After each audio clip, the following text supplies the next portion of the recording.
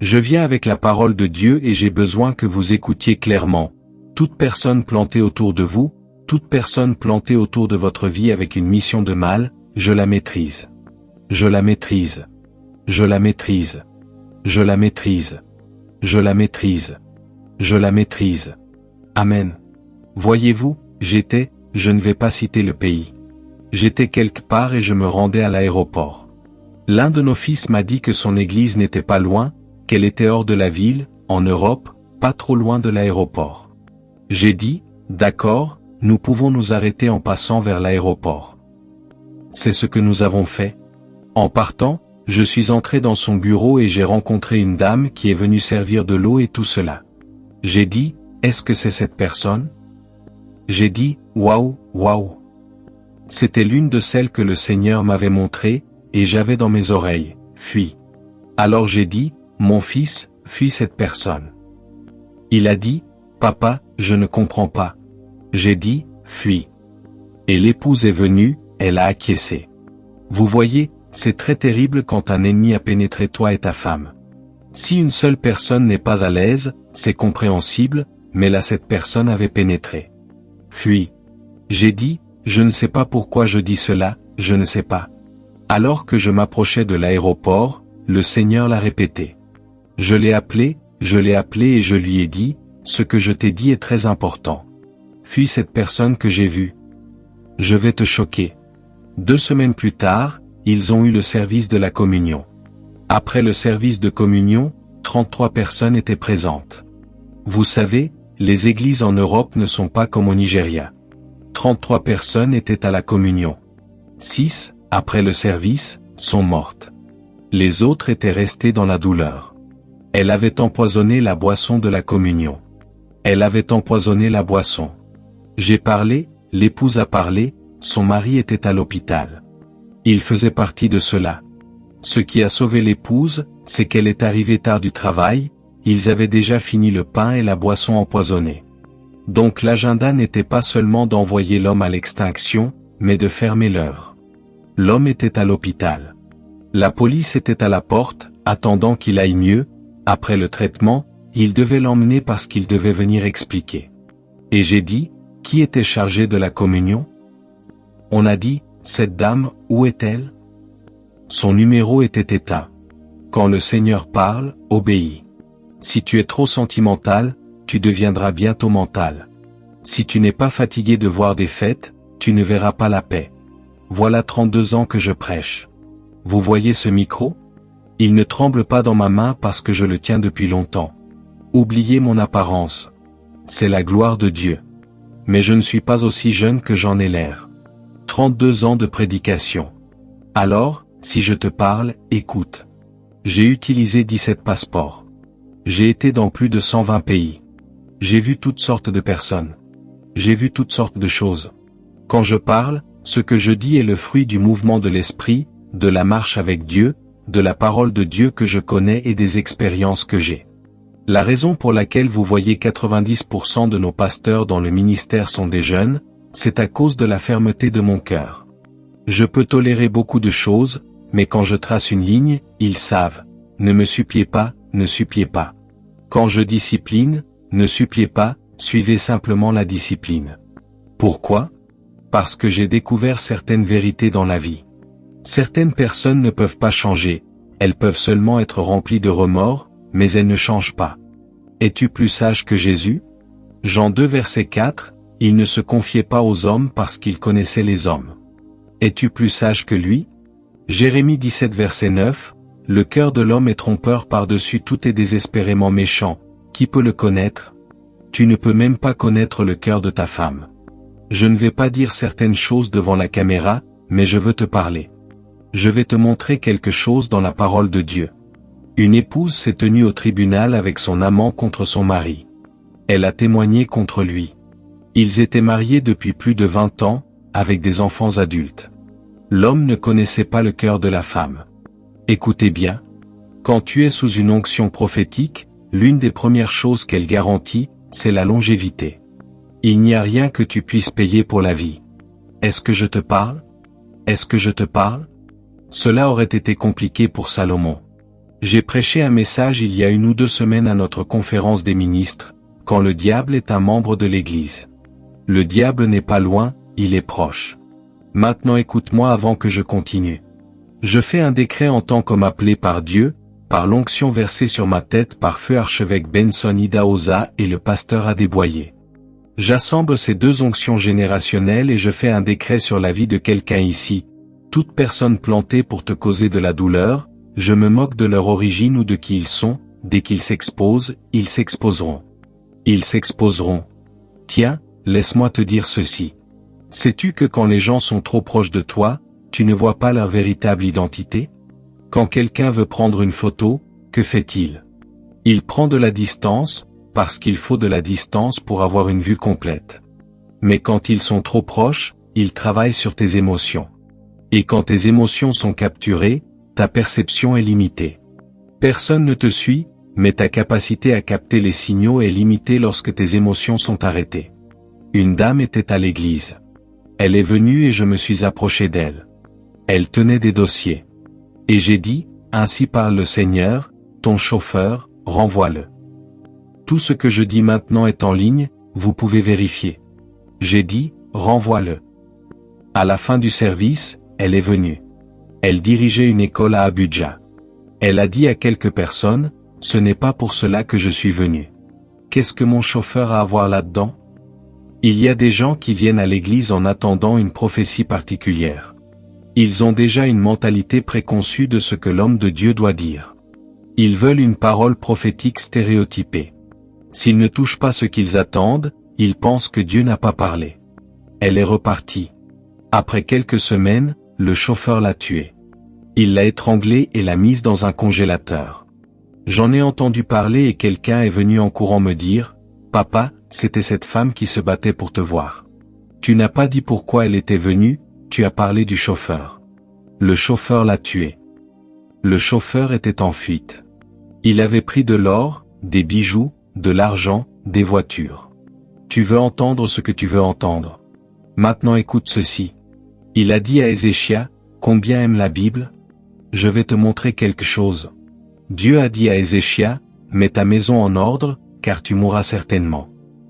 Cela ressemblait à une mauvaise nouvelle. Ézéchias a même rejeté la parole prophétique de Dieu. Et certains pasteurs prêchent même dessus en disant que même si Dieu dit oui, tu peux dire non. Comment oses-tu? Es-tu fou? Ils pensent que c'est une révélation. Laisse-moi te choquer. Dieu lui a donné 15 années de plus. C'est la 12e année de ces 15 années que son enfant est né, et cet enfant a détruit tout l'héritage de son père. Ce que Dieu disait à Ézéchias, c'était, laisse-moi te retirer avant l'heure, parce que je vois ce qui va arriver dans 12 ans. Mais il a refusé. Manassé a détruit l'héritage d'Ézéchias. Tout ce qu'Ézéchias avait fait pour Dieu a été ruiné. La Bible dit qu'à Parachab, il n'y eut pas de roi aussi méchant que Manassé. Dieu avait vu l'avenir et essayait de dire à Ézéchias, laisse-moi t'ôter de la scène, car ce que je vois sortir de tes entrailles va détruire toute ton œuvre, ton héritage, ton impact. Mais il se croyait trop sage. Et aujourd'hui nous encourageons cela. Dieu dit que ce n'est pas sa volonté, et on dit que tu peux semer une semence pour que cela devienne la volonté de Dieu. J'ai prêché un message il y a quelque temps, Dieu peut changer d'avis. Je l'ai prêché avec beaucoup de zèle. Je suis rentré me reposer au bureau et Dieu m'a dit, tu es stupide. Il a dit, tu es très stupide. Mes paroles sont oui et amen, elles ne changent pas. Ce sont les hommes qui changent. Quand ils refusent de faire leur part, la parole que j'ai prononcée sur eux ne s'accomplit pas. Je ne change pas. Comment expliquer cela? C'est comme quand les gens disent, le Saint-Esprit bouge, Dieu bouge. Dieu ne bouge pas. Bouger implique un déplacement d'un endroit à un autre. Dieu ne bouge pas, il est constant. C'est nous qui bougeons en Dieu. Approche-toi de Dieu et il s'approchera de toi. Quand tu es loin de Dieu, il est loin. Qui a bougé? Il n'a pas bougé. Il est constant. Quand une parole vient, tu ne la discutes pas. Dieu dit, va à Abandon, et toi tu essaies de changer sa pensée pour Londres. Tu sèmes des semences. Quand les gens m'apportent des semences, je leur demande toujours, c'est pourquoi? Ne m'implique pas dans un problème dont Dieu s'est déjà retiré. Il y a des gens pour qui Dieu a retiré sa main. Si même un féticheur leur dit que leur cas est compliqué et les envoie chez un pasteur, ils continueront à violer les lois. Cette femme a dit, nous étions 2 dans une pièce et il n'y avait aucun étranger avec nous. Jésus et Judas étaient cousins germains. Judas l'a vendu. En fait, laisse-moi te choquer. La raison pour laquelle Pierre n'a pas été ordonné chef des disciples, c'est que quand Judas a failli, Jésus a ouvert la question, « Qui dites-vous que je suis ?» Il était temps de choisir un leader. Quand Jésus est mort, la Bible dit qu'il est apparu à son frère appelé Jacques. C'est Jacques qui a dirigé les disciples, parce qu'en Israël, quand un homme meurt et laisse une épouse, c'est son frère qui prend la femme. L'Église était l'épouse de Christ. Il fallait donc quelqu'un de la famille. C'est pourquoi Judas avait été choisi. Il devait prendre la relève à la sortie du Maître. Judas, de la tribu de Juda. Genèse 49 verset 10, le sceptre ne s'éloignera point de Juda, ni le bâton du législateur d'entre ses pieds, jusqu'à ce que vienne celui à qui il appartient, et à lui l'obéissance des peuples. Judas devait intervenir à la sortie du Maître. Jésus est apparu à Jacques seul, selon le livre des Actes, pour lui dire de prendre la relève. Judas a manqué cela parce qu'il était trop proche. Mais il y avait quelque chose chez Jésus. Il connaissait le jour de sa mort, il connaissait le moment, parce qu'il savait qui le ferait. Il l'a identifié. Un jour, il a dit, « Quelqu'un ici me trahira. » Il se demandait qui. Ils sont allés vers Jean, le disciple que Jésus aimait. Jean n'aimait pas Jésus pour l'onction, ni pour les miracles, mais pour sa personne. Jésus savait que l'amour de Jean dépassait l'onction. Et il lui a dit, « Celui qui trempera la main avec moi. Puis-je te parler ? Ne sois pas offensé. Dans mon message, il y a de la spiritualité, de la révélation et de la sagesse. La façon dont certaines femmes et certains hommes agissent m'offense un peu. Des gens vivent dans ta maison et connaissent pratiquement tout de ton foyer. Quand je reçois un appel dans ma voiture, mon chauffeur descend, ma sécurité descend. Tu ne restes pas dans la voiture. Si tu restes, tu es renvoyé. Descends de la voiture. J'ai fait ces erreurs avant. Tu vis dans ma maison, il y a des zones où tu n'entres pas. Si on t'y voit, tu es dehors. Il y a le lieu très saint. Tu n'y entres pas. Mets la sagesse en place. Dieu t'a donné un cerveau pour que tu l'utilises. Beaucoup d'entre nous sont devenus des victimes. Quelqu'un est venu avec un rapport médical. J'ai dit, qu'est-ce que ça dit ? Il a dit, il a le cancer. J'ai dit, au nom de Jésus. Le Seigneur a dit, tais-toi. Il n'a pas le cancer. J'ai dit, d'accord, tu n'as pas le cancer. Il a dit, amen, je reçois. J'ai dit, non, ce n'est même pas une guérison. Tu ne l'as jamais eu. Il ne comprenait pas. Il avait obtenu un emploi dans une compagnie pétrolière, et il y avait un hôpital recommandé pour les tests. Avant qu'il n'y arrive, l'employé du laboratoire et les médecins avaient préparé un faux rapport de cancer pour l'éliminer. Il y a cru, il a pleuré, et les symptômes ont commencé à se manifester, parce que ce que tu crois, tu le deviens.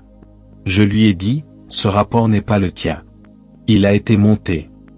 Il n'a cru qu'après que j'ai mentionné le nom de la compagnie.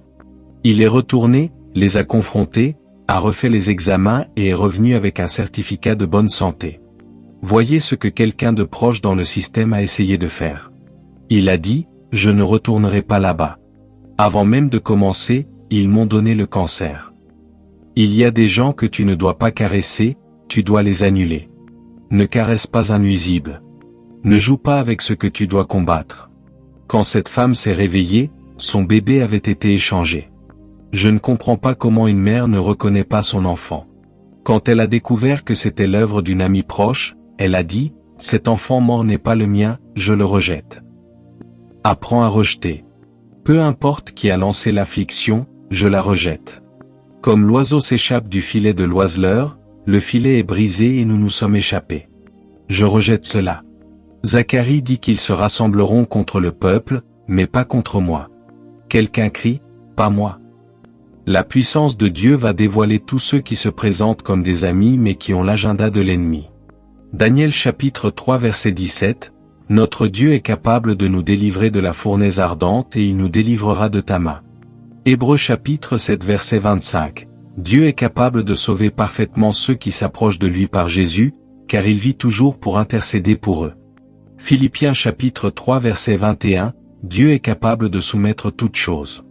Éphésiens chapitre 3 verset 20, il peut faire infiniment au-delà de tout ce que nous demandons ou pensons. Genèse chapitre 18 verset 14, y a-t-il quelque chose de trop difficile pour l'Éternel? Jérémie chapitre 32 verset 17, Ah Seigneur éternel, tu as fait les cieux et la terre par ta grande puissance. Jérémie chapitre 32 verset 27, Je suis le Dieu de toute chair, y a-t-il quelque chose de trop difficile pour moi? Luc chapitre 18 verset 27, Ce qui est impossible aux hommes est possible à Dieu. Matthieu chapitre 18 verset 29, Avec Dieu tout est possible. Luc chapitre 1 verset 37, Rien n'est impossible à Dieu. Malachie chapitre 3 verset 6, Je suis l'Éternel, je ne change pas. Nombre chapitre 23 verset 19, Dieu n'est pas un homme pour mentir, ni fils de l'homme pour se repentir. Versets 20 et 21, Ce qu'il a dit, ne le fera-t-il pas? Ce qu'il a déclaré, ne l'accomplira-t-il pas? J'ai reçu l'ordre de bénir, il a béni, et je ne puis le révoquer. Hébreux chapitre 6 verset 18, Afin que, par deux choses immuables dans lesquelles il est impossible que Dieu mente, nous trouvions un puissant encouragement. Par la suffisance et la capacité de l'opérabilité divine, toute personne plantée autour de toi pour t'envoyer le mal, je me tiens en accord avec toi et je le rejette.